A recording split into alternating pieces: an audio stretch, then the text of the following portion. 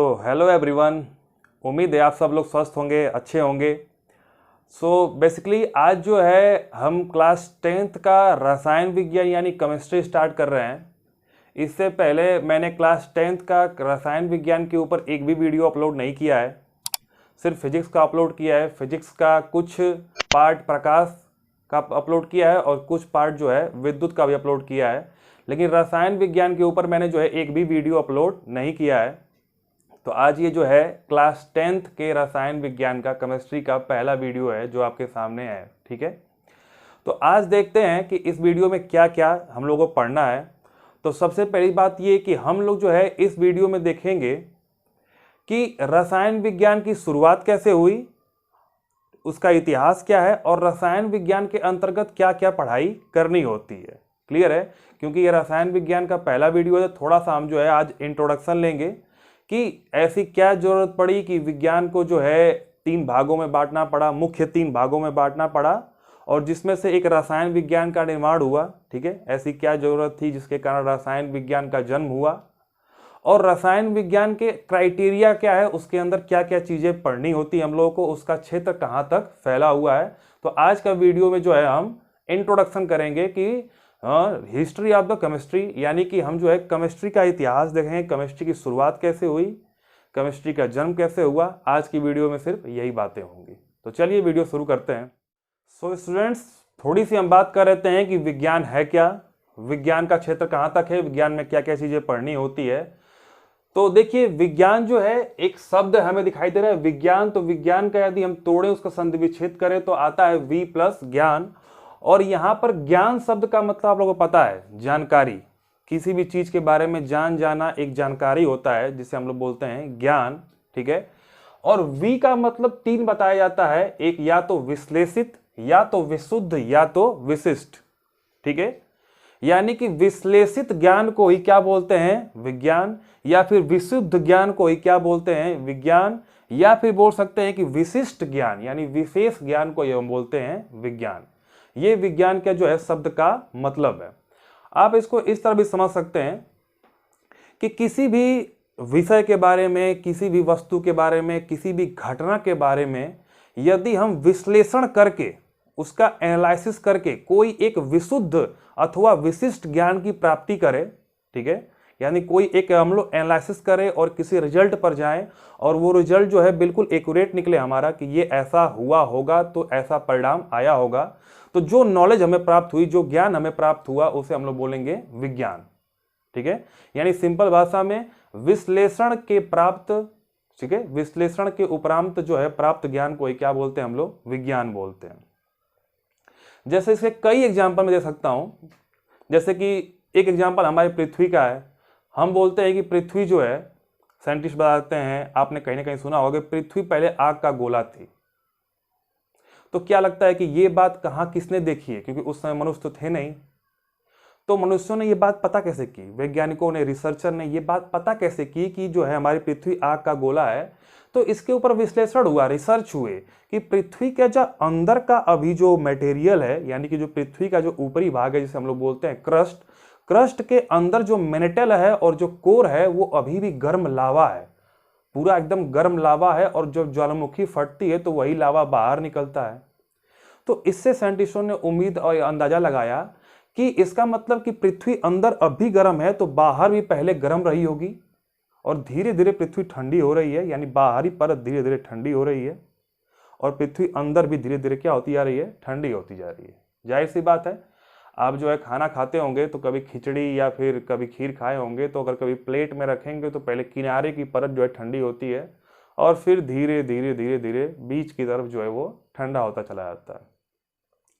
तो मूलतः बात यह है कि विश्लेषण किया गया, किसी भी चीज के पीछे क्या किया गया, विश्लेषण। जैसे हम बोलते हैं कि हमारी पृथ्वी जो है सूर्य से टूट के बनी है।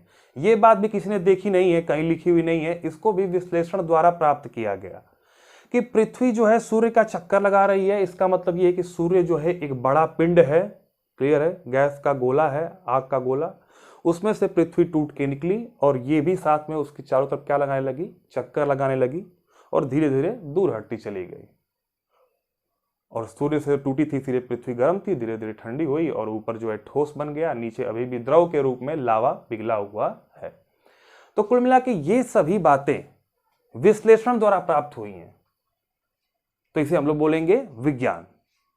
क्लियर है? तो इससे आप लोगों को कुछ अंदाजा लग रहा हो कि विज्ञान किसे कहते हैं, यानी किसी भी वस्तु के बारे में, किसी भी घटना के बारे में, किसी भी विषय के बारे में विश्लेषण द्वारा प्राप्त विशुद्ध तथा विशिष्ट ज्ञान को हम लोग क्या बोलते हैं? विज्ञान।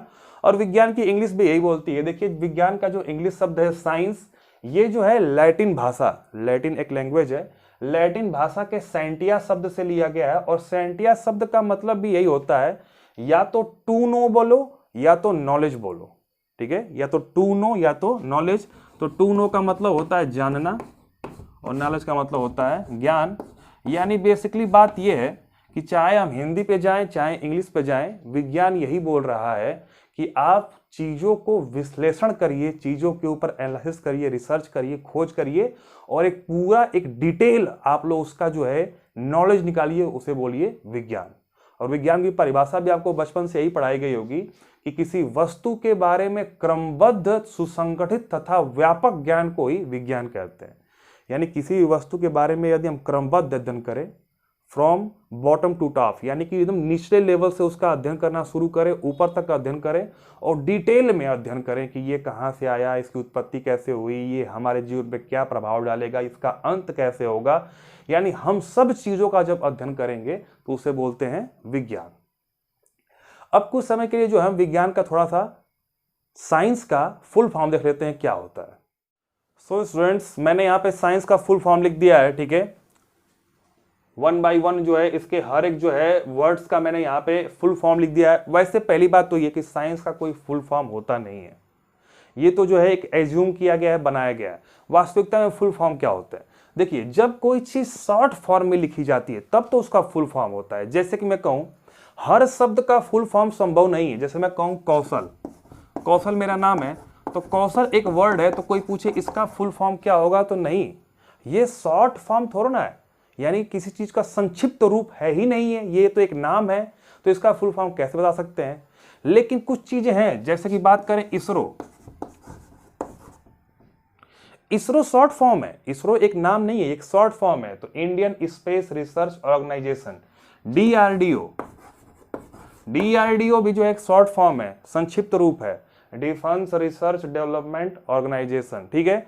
यदि कहीं पे ईआर लिखा हो तो इंजीनियर होगा, डीआर लिखा हो तो डॉक्टर होगा। यानी यदि कोई चीज संक्षिप्त रूप में लिखी है, ठीक है, शॉर्ट फॉर्म में लिखी है, तो उसका फुल फॉर्म होगा।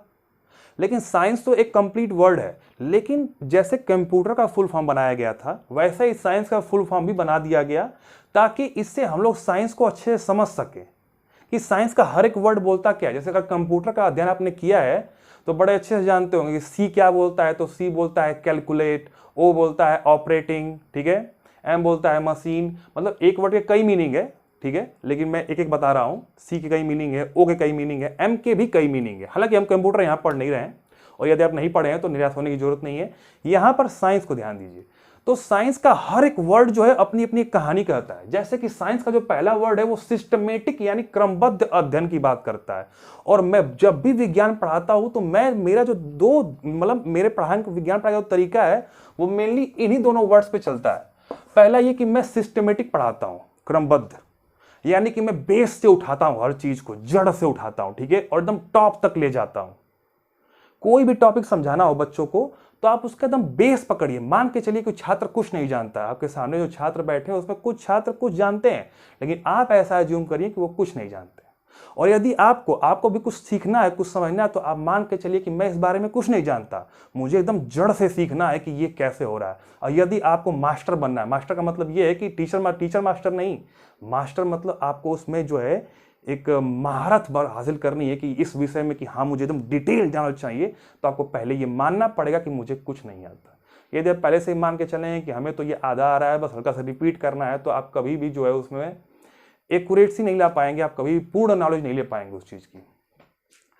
तो ये जो है वर्ड दोनों बहुत महत्वपूर्ण है। सिस्टमेटिक का मतलब होता है कि आपको बेसिक से लेकर एडवांस तक पढ़ना है, बॉटम से लेकर टॉप तक पढ़ना है, यानी आपको जो है हर चीज के जड़ से पढ़ना स्टार्ट करना है।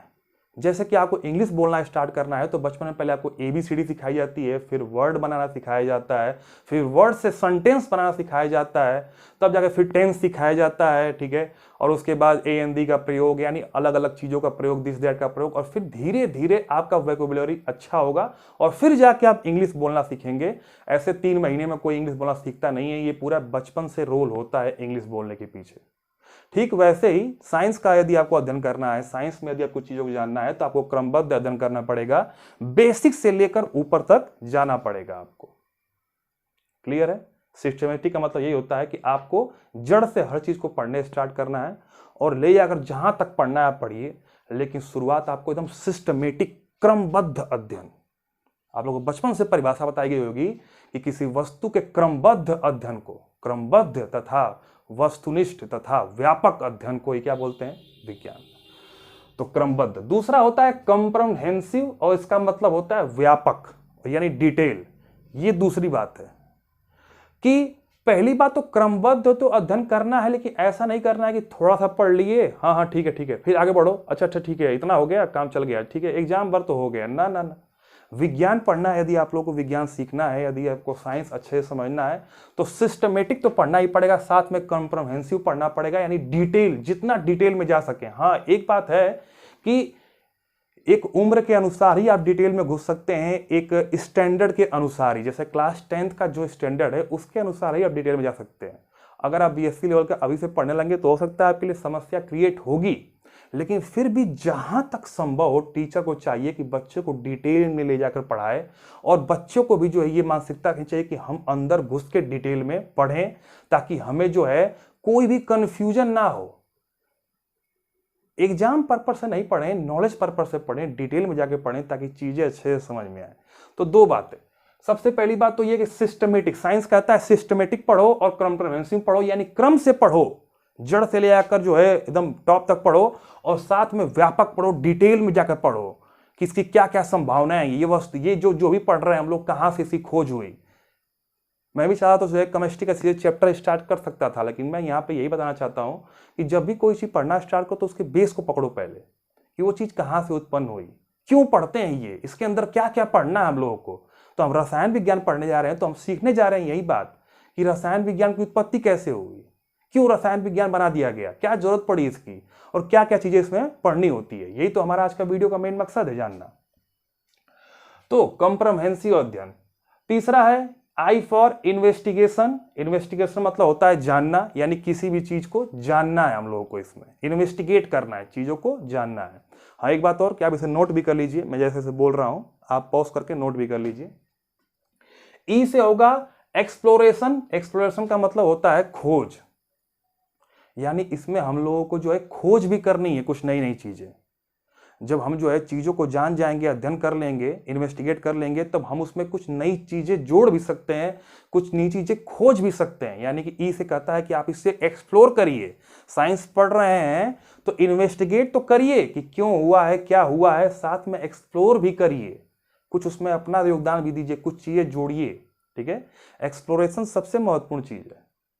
यदि नॉलेज को एक्सप्लोर ना किया जाए तो फिर साइंस क्या कोई भी विषय चलेगा ही नहीं। आप सोच के देखिए कि न्यूटन आए, चाहे गैलीलियो आए, चाहे आइंस्टीन आए, अपना सिद्धांत देके चले गए, या फिर बेसिक से बात करते हैं, गैलीलियो ने अपना सिद्धांत दिया, न्यूटन ने अपना सिद्धांत दिया, आइंस्टीन बोले अरे हो गया, इन्वेस्टिगेट कर लिया, हम लोगों ने जान लिया कि ग्रेविटी ऐसे होती है, ठीक है, और मोशन इस प्रकार से होता है, मोशन के ये 3 नियम है, 3 नियम है, क्या जरूरत है इसको एक्सप्लोर करने की। लेकिन आइंस्टीन ने एक्सप्लोर किया। ठीक है, हर साइंटिस्ट, मैं आइंस्टीन की बात नहीं कर रहा हूं, हर साइंटिस्ट जो है एक्सप्लोर करता है, और हर व्यक्ति कुछ ना कुछ अपने लेवल पर चीजों को एक्सप्लोर करना चाहता है। ठीक है, तो एक्सप्लोरेशन से ही जो है किसी भी चीज का विकास होता है। एक्सप्लोरेशन का मतलब खोज करना, कुछ चीजें उसमें जोड़ना, लगातार निरंतर, जो आपके सब्जेक्ट है उसमें निरंतर खोजें होती रहती हैं, तब जाके जो है कोई भी विषय निर्मित होता है, कोई भी एक शाखा निर्मित होती है। तो आपको जो है 4 वर्ड का मतलब पता चल गया कि सिस्टमेटिक अध्ययन करना है, कॉम्प्रहेंसिव यानी कि डिटेल पढ़ना है, आई फॉर इन्वेस्टिगेशन यानी जानना है, और ई से एक्सप्लोरेशन यानी खोज करना है। और किन चीजों के बारे में, किस चीज के बारे में ये सब चीजें करनी है, तो वो है NCE। N for nature, nature यानी प्रकृति, C फॉर कॉज, कॉज यानी कारण, और E फॉर इफेक्ट, इफेक्ट यानी प्रभाव।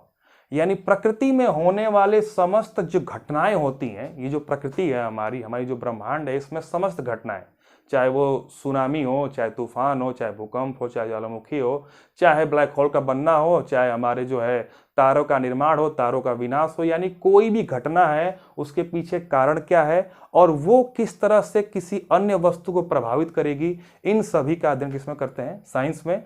तो कुल मिला के बात ये है कि आप साइंस का फुल फॉर्म नोट तो कर लीजिए और इसे समझ भी लीजिए क्या बोल रहा है। एक भाषा में जो है, एक मतलब इसको मैं सेंटेंस में क्लियर कर देता हूं कि प्रकृति में होने वाले समस्त घटनाओं के कारणों तथा प्रभावों का क्रमबद्ध और व्यापक रूप से जानना और कुछ नई खोजें करना ही विज्ञान कहलाता है।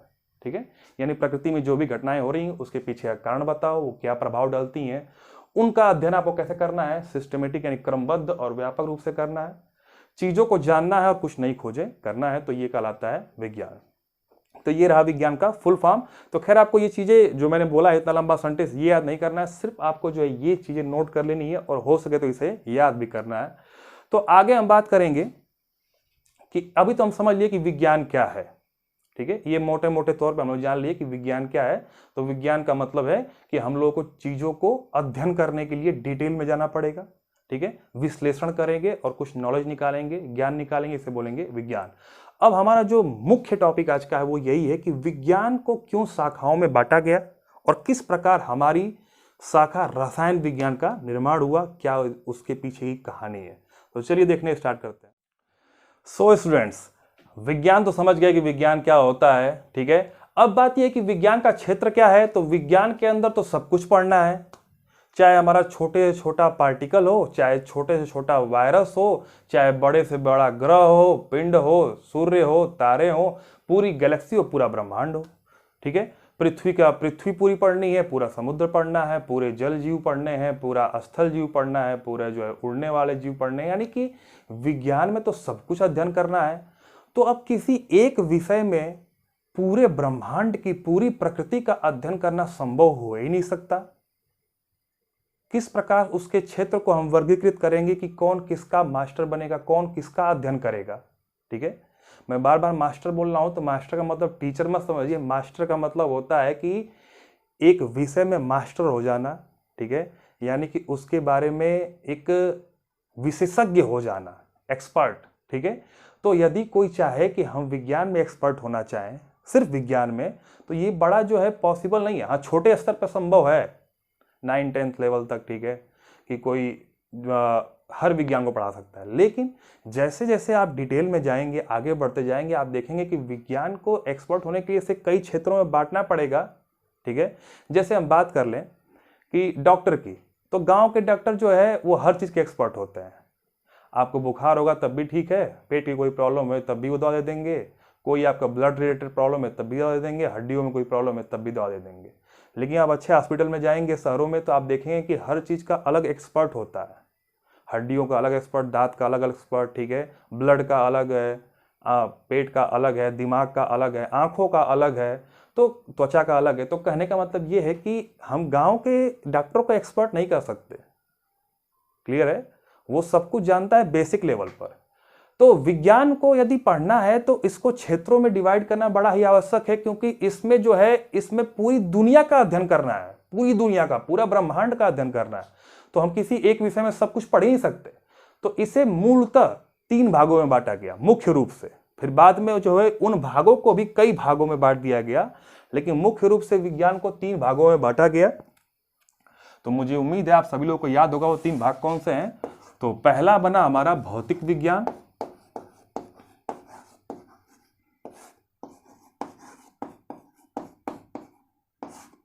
जिसे हम लोग इंग्लिश में कहते हैं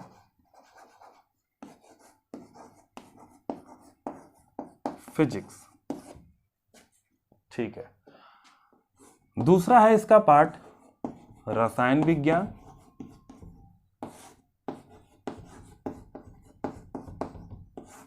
जिसे इंग्लिश में हम लोग कहते हैं केमिस्ट्री।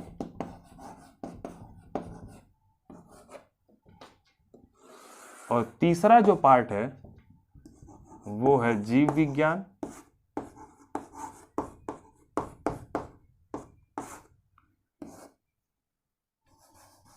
और इसे इंग्लिश में बोलते हैं बायोलॉजी। ठीक है, तो ये है हमारा विज्ञान का मुख्य 3 भाग, भौतिक विज्ञान, रसायन विज्ञान और जीव विज्ञान, फिजिक्स, केमिस्ट्री, बायोलॉजी। तो जैसा कि मैंने बताया कि मैं जो ये सीरीज शुरू कर रहा हूं वो रसायन विज्ञान की है, तो हम लोगों को मेन तो ध्यान देना है, मेन जो है हम लोग का फोकस रहेगा रसायन विज्ञान के ऊपर कि इसका इतिहास क्या है, ये कहाँ से आया है। लेकिन थोड़ी थोड़ी बात हम भौतिक विज्ञान और जीव विज्ञान की भी कर लेते हैं, तो फिर आगे बढ़ते हैं। तो देखिए, भौतिक विज्ञान, रसायन विज्ञान और जीव विज्ञान, तो सबसे पहले हम जीव विज्ञान की बात कर लेते हैं, क्योंकि इसका जो है परिभाषा बिल्कुल ही आसान है, क्योंकि इसके नाम में इसकी परिभाषा छुपी हुई है। जीव विज्ञान का अर्थ ये होता है कि जीवन से जुड़ा हुआ विज्ञान, और जीव विज्ञान की हिंदी भी यही बोल रही है, इंग्लिश भी यही बोल रही है। बायो मतलब होता है जीवन और लॉगस मतलब होता है अध्ययन, यानी जीवन का अध्ययन। तो इसमें उन्हीं चीजों का अध्ययन होगा जिसमें जीवन हो, जैसे कि पृथ्वी पर जीवन की उत्पत्ति कैसे हुई, ठीक है, जीवधारी का वर्गीकरण कैसे होता है, किस किस प्रकार के जीव पृथ्वी पर पाए जाते हैं, कितने सूक्ष्म जीव हैं, कितने जो है जीव विलुप्त हो चुके हैं, कितनी नई प्रजातियां पाई गई, कितनी पुरानी प्रजातियां खत्म हो गई, जीव किस किस प्रकार के होते हैं, उन जीवों में कौन कौन सी जैविक क्रियाएं होती हैं, श्वसन, उत्सर्जन, परिसंचरण, यानी कि जो भी चीजों जीवन से जुड़ी हुई हैं, ठीक है, जीवन की उत्पत्ति तथा समस्त जीवधारी तथा जैविक क्रियाओं का अध्ययन किसमें करते हैं, जीव विज्ञान में। ठीक है, तो नाम से क्लियर है कि इसमें जो है, तो जिन चीजों में जीवन पाया जाएगा उसका अध्ययन किसमें होगा, जीव विज्ञान में। तो यहां पर अब बात चलती है कि भौतिक विज्ञान और रसायन विज्ञान में क्या होगा।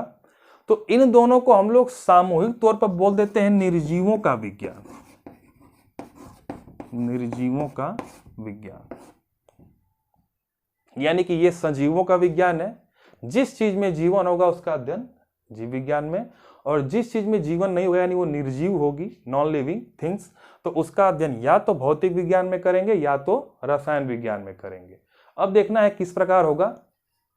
तो देखिए, जैसे कि ये वस्तु, एग्जाम्पल से सबसे अच्छा यही है कि मेरे हाथ में जो एक चौक है और चौक के ऊपर जो है चौक होल्डर है, तो हम इसको एक वस्तु मान ले रहे हैं। तो ये वस्तु निर्जीव है, तो इसका अध्ययन किसमें करेंगे, जीव विज्ञान में? नहीं, कोई औचित्य नहीं, कोई मतलब नहीं कि जीव विज्ञान में क्यों पढ़ा जाए, इसकी उत्पत्ति कैसे हुई, कहां से बना, जीव विज्ञान इससे कोई मतलब नहीं, क्योंकि इसमें जीवन ही नहीं है। तो इसका अध्ययन या तो भौतिक विज्ञान में करेंगे या तो किसमें करेंगे, रसायन विज्ञान में। क्लियर है, यानी इसका अध्ययन या तो भौतिक विज्ञान में होगा या तो किसमें होगा, रसायन विज्ञान में। तो इसका मतलब हम समझ चुके हैं कि निर्जीव वस्तुओं का अध्ययन या तो भौतिक विज्ञान में होता है या तो रसायन विज्ञान में। लेकिन अब प्रश्न ये है कि कैसे पता चलेगा कि इसका अध्ययन कब भौतिक विज्ञान में होगा और कब रसायन विज्ञान में। तो देखिए, मैं मोटे मोटे तौर पे बता रहा हूं, बाकी तो मैं आगे रसायन विज्ञान की परिभाषा बताऊंगा ही क्या होती है, लेकिन मैं जो है इसको संक्षिप्त रूप में बता रहा हूं कि कैसे डिफाइन करोगे। तो पहली बात तो ये समझ लो, मैं एक बार फिर से रिपीट कर रहा हूं कि यदि इसमें जीवन होता तो ये चला जाता जीव विज्ञान में, लेकिन ये निर्जीव है तो या तो भौतिक में होगा या तो किसमें होगा, रसायन में। यदि इसके बाहरी रूप पर अध्ययन किया जाए, बाहरी तौर पर, ठीक है, कि इसका आकृति कैसा है, आकार कैसा है, कितना द्रव्यमान है, कितना भार है, इसको उठा के फेंके तो ये कितना दूर जाएगा, कितने समय में जाएगा, किस चाल से जाएगा, तो अध्ययन सब किसमें कहलाएगा, भौतिक विज्ञान में। और आप लोग 9th का भौतिक विज्ञान तो पढ़ के भी आए हैं, फिजिक्स, तो उसमें यही पढ़ते होंगे ना कि v बराबर u प्लस AT, v बराबर u plus AT, v square बराबर u square plus 2as, s बराबर ut plus half AT square, f बराबर m में, यानी कि आप उसमें बल का अध्ययन करते थे, द्रव्यमान का, वेग का, त्वरण का, दूरी का, समय का, यानी वस्तुएं उसमें भी होती थी। कोई कार चलती थी, कोई पत्थर फेंका जाता था, कोई व्यक्ति चलता था, लेकिन उसके बाहरी से अध्ययन होता था, बाहरी रूप से। लेकिन रसायन विज्ञान का आपने 9th में किया होगा तो आपने एक बात देखी होगी कि हम लोग वस्तु के अंदर घुस जाते थे। थोड़ा बात की बारीकता को समझिएगा कि जब निर्जीव वस्तुओं का बाहरी रूप से अध्ययन हो तो बोलते हैं भौतिक विज्ञान, लेकिन जब इसी वस्तु के अंदर घुस जाए तो इसे बोलते हैं रसायन विज्ञान। तो आप लोग पढ़े होंगे 9th में कि हम लोग जब पदार्थ पढ़ते थे 9th में, ठीक है, तो उसके अंदर घुसा करते हैं कि पदार्थ के अंदर क्या पाए जाते हैं, अणु, यानी सूक्ष्म कण पाए जाते हैं, जिन्हें क्या बोला गया है, अणु। अणु के अंदर क्या पाया जाएगा, परमाणु, और परमाणु के अंदर क्या पाया जाएगा, इलेक्ट्रॉन, प्रोटॉन और न्यूट्रॉन। क्लियर है? यानी आप देख रहे हैं कि हम क्या कर रहे हैं कि हम पदार्थ के अंदर घुस के पढ़ रहे हैं कि पदार्थ ये है, पदार्थ के अंदर अणु होंगे, इसके मॉलिक्यूल होंगे, ठीक है, एक दूसरे से बंधे होंगे। उन मॉलिक्यूल के अंदर जाएंगे तो उसके अंदर जो है एटम यानी परमाणु होंगे। उन परमाणु के अंदर जाएंगे तो पता चलेगा कि नाभिक में रहेगा प्रोटॉन और न्यूट्रॉन और किनारे कक्षाओं में इलेक्ट्रॉन घूम रहा होगा। यानी अंदर घुस रहा है ना। हालांकि इसके अंदर भी केमिस्ट्री में घुसते हैं कि प्रोटॉन और न्यूट्रॉन के अंदर क्वार्क्स पाए जाएंगे, क्वार्क्स के अंदर स्ट्रिंग पाया जाएगा, स्ट्रिंग एक वाइब्रेशन है, यानी एकदम अंदर जा सकते हैं। लेकिन अभी हम लोगों को उतना अंदर जाना नहीं है। तो मूलतः बात यह है कि हम लोग इतना समझ गए कि रसायन विज्ञान का अध्ययन का अर्थ यह है कि आपको पदार्थों के अंदर घुस के पढ़ना है। ठीक है, मोटे तौर पे तो ये बोल सकते हैं हम लोग, ताकि देखिए मेरा ये वीडियो बनाने का पर्पस यही है कि आप समझ सकें कि विज्ञान क्या होता है और इसमें से रसायन विज्ञान तोड़ा गया तो रसायन विज्ञान को क्यों अलग बनाया गया और इसके अंदर क्या क्या चीजें पढ़नी है, तो आप समझ सकते हैं। ठीक है, मैं फिर से रिपीट कर रहा हूं, अब तक तो आप समझ ही गए होंगे कि यदि कोई वस्तु सजीव है तो उसका अध्ययन होगा जीव विज्ञान में, और यदि निर्जीव है तो या तो भौतिक में पढ़ेंगे या तो रसायन में। लेकिन यदि उस वस्तु का बाहरी तौर पर अध्ययन हो तो उसे कौन सा विज्ञान बोलेंगे? भौतिक विज्ञान। और यदि उस वस्तु के अंदर घुस के उसके आंतरिक संरचनाओं का अध्ययन हो तो उसे क्या बोलेंगे हम लोग? रसायन विज्ञान। तो इसे बोलते हैं रसायन विज्ञान। बात समझ में आ गई? ठीक है, तो यहां तो हम लोग समझे कि रसायन विज्ञान कैसे बना, क्यों बना, क्योंकि इसमें पदार्थों के आंतरिक संरचनाओं का अध्ययन करना था। अब हम लोग पढ़ेंगे कि रसायन विज्ञान नाम कैसे आया, इसका इतिहास क्या है, इसके पीछे क्या कहानी है। चलिए जल्दी से वो पढ़ना स्टार्ट करते हैं। देखिए, रसायन विज्ञान जिसको इंग्लिश में बोलते हैं केमिस्ट्री, तो इसकी हिंदी पर ध्यान दें तो विज्ञान को तो हम पहले डिकोड कर चुके हैं, सिर्फ बात कर रहा है रसायन की। तो रसायन का मतलब होता है केमिकल्स। ठीक है, यानी केमिकल्स का जिसमें अध्ययन करते हैं उसे हम लोग क्या बोलते हैं? रसायन विज्ञान। यदि इसकी इंग्लिश की बात करें तो ये बड़ी इंटरेस्टिंग कहानी है कि इसका इंग्लिश वर्ड केमिस्ट्री आया कहां से। तो देखिए, जो केमिस्ट्री शब्द है वो जो है एक इंग्लिश वर्ड नहीं इससे बना है, ये एक मिस्र भाषा के शब्द से बना है। ठीक है, तो पहली बात तो ये कि मिस्र देश के बारे में आप जानते होंगे, जिसे हम लोग इजिप्ट भी बोलते हैं, इजिप्ट। ठीक है, तो इसका जिक्र मैंने कई बार किया भी होगा, जैसे कि विद्युत वाले पार्ट में मैंने किया था। मिस्र काफ़ी फेमस देश है, यहाँ पे पिरामिड है और जो दुनिया के 7 अजूबे हैं उनमें से जो एक अजूबा है वो गीजा का पिरामिड यहीं पाया जाता है, मिस्र में। तो मूल बात यह है कि जो केमिस्ट्री शब्द है ये मिस्र भाषा के एक शब्द से लिया गया है जिसे हम लोग बोलते हैं कीमिया। कीमिया, ठीक है, तो कीमिया से बनके बना है केमिस्ट्री। कुछ बुक में केमी लिखा होगा, ठीक है, तो कुछ अंतर कुछ बुक वाले कर देते हैं, लेकिन मूलतः बात जो है कि इसका नाम कीमिया ही है। तो केमिस्ट्री जो वर्ड है वो कीमिया से बना है, और जो कीमिया है वो मिस्र भाषा का एक शब्द है। और शब्द क्या है कि नाम है, वहां पे काली मिट्टी पाई जाती है, वहां पे काली मिट्टी पाई जाती,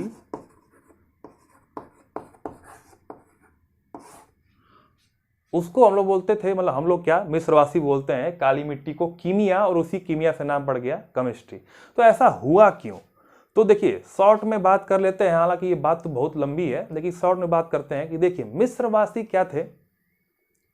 तो जैसे कि हमारे यहाँ भी जो है कई मतलब पुरानी परंपराएं हैं, पुरानी अवधारणाएं हैं धर्म की, जैसे कि सोचते हैं हम लोग कि पूर्व जन्म की अवधारणा, इस बात पे जो है काफ़ी प्रबल हम लोग का विश्वास रहा है पुरातन काल से ही। लेकिन अब धीरे धीरे लोग बदल रहे हैं, चीज़ें बदल रही हैं और लोगों की सोच भी बदल रही है।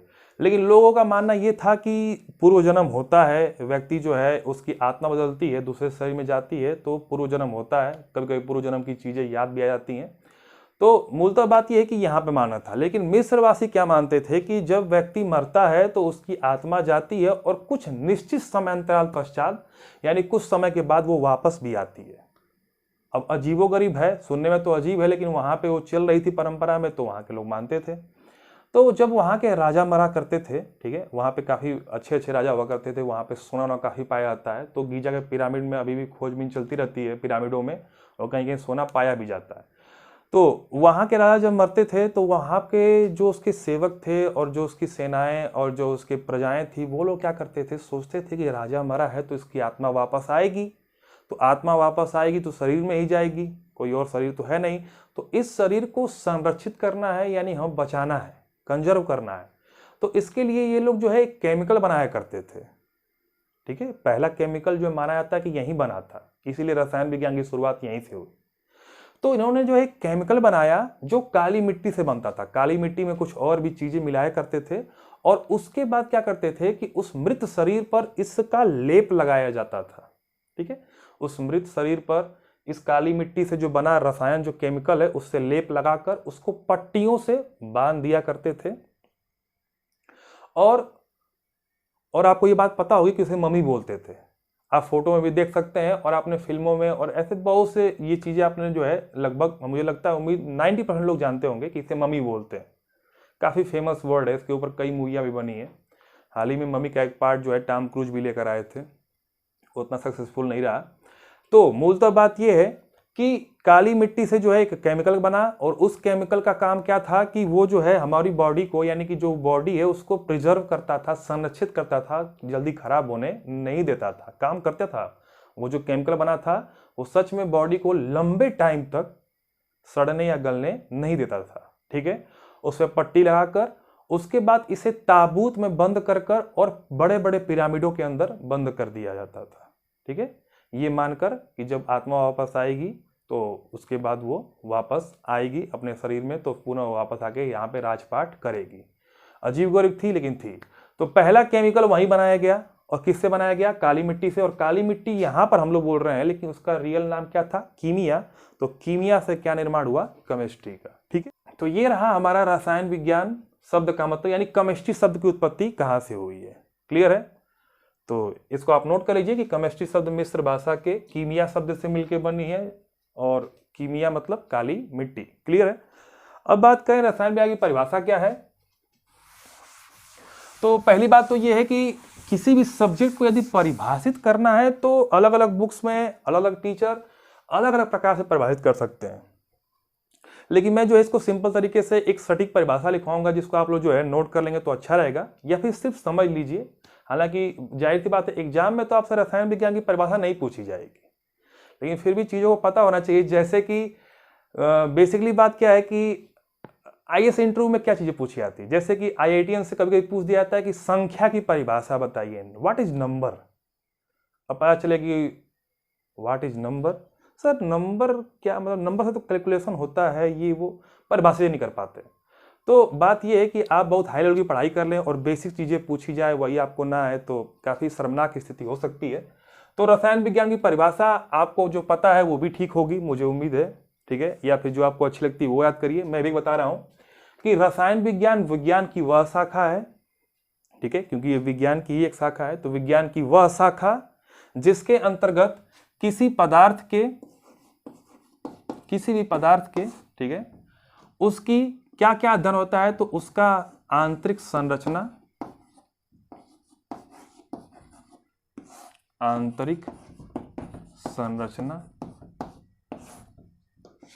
संगठन, गुणधर्म तथा उसमें होने वाले परिवर्तन। ठीक है, यानी परिभाषा कहती है कि विज्ञान की वह शाखा जिसके अंतर्गत किसी पदार्थ की आंतरिक संरचना, संगठन, गुणधर्म तथा उसमें होने वाले परिवर्तनों का अध्ययन किया जाता है, उसे रसायन विज्ञान कहते हैं। ठीक है, तो इसके लिए कुछ एग्जाम्पल भी सेट कर लेते हैं ताकि थोड़ा सा क्लेरिफाई हो सके कि ये सब चीजें क्या हैं। तो देखिए एग्जाम्पल तो बहुत सारे हैं केमिस्ट्री में, एसिटिक अम्ल ले सकते हैं, फॉर्मिक अम्ल ले सकते हैं, अल्कोहल ले सकते हैं, लेकिन मैं सबसे इजी एग्जांपल हमेशा अपनी क्लासेस में लिया करता हूं समझाने के लिए बच्चों को, वो है पानी का। क्योंकि बच्चा 9th पढ़ के आया है, ठीक है, या फिर अपर क्लास में भी क्या है कि पानी के बारे में वो जानता है। 8 का बच्चा भी जो है पानी का सूत्र तो जानता ही है कि H2O होता है, उसमें हाइड्रोजन के 2 परमाणु और ऑक्सीजन के 1 परमाणु। तो सबसे अच्छा एग्जाम्पल यही पड़ता है बच्चों को समझाने के लिए। तो यदि हम पदार्थ का कोई एग्जाम्पल लेना चाहे तो वो है हमारे पास पानी, जल, नीर, तोय, जो भी बोले इसे आप पर्यायवाची में। तो पानी एक पदार्थ है, तो रसायन विज्ञान के अंतर्गत अब ये अध्ययन नहीं करेंगे कि पानी जिस तल पे रखा है वहां पर कितना दाब उत्पन्न कर रहा है, पानी कहीं बह रहा है तो उसका प्रवाह वेग कितना है, उस जल की धारा कितनी तेज बह रही है, ठीक है, प्रवाह की दर क्या है, ये सब फिजिक्स का पार्ट। मैंने कहा ना, पदार्थों को जब बाहरी तौर पे पढ़ेंगे तो बोलेंगे भौतिक विज्ञान, फिजिक्स, लेकिन अब पदार्थ के अंदर घुसना है, क्योंकि हम क्या पढ़ रहे हैं, रसायन विज्ञान। तो यहाँ पर बाहरी अध्ययन नहीं करना है कि जल का दाब कितना है, जल का सतह कहाँ पे जा रही है, इन सब चीजों से कोई लेना देना नहीं है। आंतरिक संरचना, मैंने कहा ना कि किसी पदार्थ की आंतरिक संरचना, तो आंतरिक संरचना पानी की कैसी होती है, तो कुछ इस प्रकार होती है, H single bond O single bond H, यानी इसका फॉर्मूला H2O होता है, इसका फॉर्मूला क्या होता है, H2O, लेकिन इसमें जो इसकी आंतरिक संरचना होती है, स्ट्रक्चर होता है, वो किस प्रकार होता है कि H एकल बंध ऑक्सीजन बीच में और एकल बंध H, ठीक है। तो ये इसकी आंतरिक संरचना हो गई। फिर बात करते हैं संगठन की, तो संगठन यानी होता है कंपोजिशन, कौन सी चीज किस किस मात्रा में है। जैसे आप चाय बनाते हैं तो चाय में एक मात्रा होती है कि 1 कप चाय बना रहे हैं तो उसमें जो है 1 चम्मच में चाय पत्ती डालूंगा, 2 चम्मच चीनी डालूंगा, और 1 कप से थोड़ा सा ऊपर क्या पानी डालूंगा ताकि कुछ पानी उसमें से उड़ भी जाएगा। तो खैर ये तो व्यक्ति विशेष पे भी डिपेंड करता है। तो संगठन का मतलब ये होता है कि किसी वस्तु के निर्माण में कौन कौन सी चीजें किस किस मात्रा में पड़ी हैं, ठीक है। तो हर व्यंजन का अपना अपना एक संगठन होता है, कॉफी का अपना एक संगठन होगा, चाय का अपना, खिचड़ी का अपना, खीर का अपना, दाल का अपना संगठन होगा, कंपोजिशन होगा। इतनी दाल में इतना पानी, इतना नमक डालिए तो दाल बनेगी। तो ऐसे ही जो है संगठन, किसी भी पदार्थ की आंतरिक संरचना पढ़नी है और साथ में क्या पढ़ना है, संगठन। तो पानी का संगठन कुछ इस प्रकार से 2 संबंधे 1, यदि हम संख्या का अनुपात लें तो बोलेंगे 2 संबंध 1, यानी कि 2 हाइड्रोजन है और 1 क्या है, ऑक्सीजन। और यदि भार का अनुपात लें, 2 अनुपात ले सकते हैं हम लोग, ठीक है। संगठन में हम लोगों को बताना है कौन कौन सी चीज किस किस अनुपात में है। तो यदि संख्या का अनुपात ले तो 2 संबंध 1, यदि भार का अनुपात ले तो आपको परमाणु भार याद होगा थोड़ा बड़ा, कि उम्मीद है याद ही होगा, 10 तक तो याद ही होगा, कि हाइड्रोजन का परमाणु भार कितना होता है, 1, ठीक है, द्रव्यमान संख्या। तो 2 हाइड्रोजन तो कितना हो जाएगा, 2 संबंध है। ऑक्सीजन कितना होता है, तो ऑक्सीजन का परमाणु क्रमांक 8 होता है, द्रव्यमान संख्या 16 होती है, तो हो जाएगा 2 संबंध 16, यानी कटाएंगे इसको तो आएगा 1:8, यानी 1 संबंध 8। यानी आप बेसिक तौर पे समझिए कि संगठन क्या बताया जा रहा है। संगठन में बताया जा रहा है कि कंपोजिशन, किस किस चीज की मात्रा। अरे आप कोई भी चीज खरीदते हो, दवा खरीदते होंगे तो पीछे उसका कंपोजिशन लिखा होता है। बिस्किट खरीदते हैं, नमकीन खरीदते हैं, कुरकुरे खरीदते हैं तो पीछे उसका कंपोजिशन लिखा होता है कि इसमें ये चीजें इतनी इतनी मात्रा में ग्राम में पड़ी हुई हैं। तो ठीक ऐसे ही यहाँ भी है। यदि हम पानी का संगठन की बात करें तो पानी का संगठन है 2 संबंध 1, यानी 2 हाइड्रोजन और 1 ऑक्सीजन। लेकिन यदि भार का अनुपात ले, द्रव्यमान संख्या का अनुपात ले, तो आता है 1 संबंध 8 का, यानी कि पानी इसमें 1 है तो पानी यदि 1 है तो यहाँ पे ऑक्सीजन कितना है, 8 गुना भारी है, ठीक है, क्योंकि ऑक्सीजन जो है उसकी द्रव्यमान संख्या ज्यादा होती है। अब बात करते हैं गुण धर्म की। तो गुण धर्म पानी का सबको पता है कि पानी जो है रंगहीन होता है, गंधहीन होता है, स्वादहीन होता है, रंगहीन, गंधहीन, स्वादहीन, उदासीन होता है। पीएच मान इसका कितना होता है, 7 होता है, ना अम्लीय होता है ना क्षारीय होता है। तो ये से कुछ गुण धर्म हो गए। बात करें परिवर्तन की तो पानी के अंदर भी कई तरह के परिवर्तन हो सकते हैं।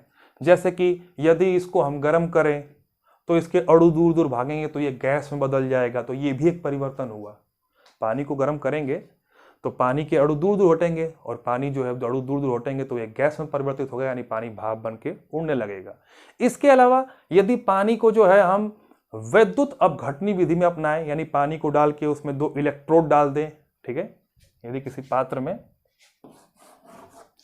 पानी रख दिया जाए, इसमें 2 इलेक्ट्रोड, एक धन एक ऋण, और काफी हाई वोल्टेज, ऐसा हल्के वोल्टेज से नहीं होगा, काफी हाई वोल्टेज से जो है यहाँ पे करंट डाला जाए तो H2O टूटेगा H+ और OH माइनस में, तो प्लस चला जाएगा माइनस के पास और माइनस चला जाएगा प्लस के पास। तो इसे बोलते हैं विद्युत अपघटन, यानी पानी अपघटित हो गया, टूट गया, किसके कारण, विद्युत के कारण। तो ये हो गया परिवर्तन। तो देखिए अब आप लोगों को यहाँ पे कोई कंफ्यूजन की जरूरत नहीं है कि ये सब चीजें क्या याद करनी पड़ेगी आप लोगों को, नहीं। इसमें से कुछ चीजें आप जानते हैं, कुछ चीजें 10th में पढ़ेंगे, 11th में पढ़ेंगे। हालांकि वैद्युत अपघटन जो है आप लोग इसमें पढ़ेंगे 10th में।